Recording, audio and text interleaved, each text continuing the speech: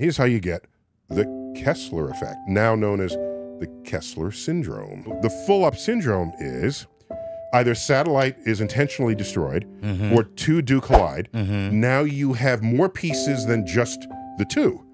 One satellite and one satellite, now they collide, now they make 100 pieces. Right. They have 100 pieces moving at 18,000 miles an hour, scattering away from that collision point.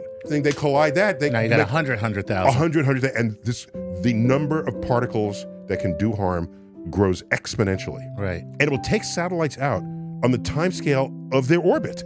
A full orbit, low Earth orbit, is about 90 minutes. 90 minutes. Okay, so what happens is, if that's the time scale of an orbit, and you start busting stuff up, and it starts taking out other satellites, Oh, man. this will happen fast. Yeah.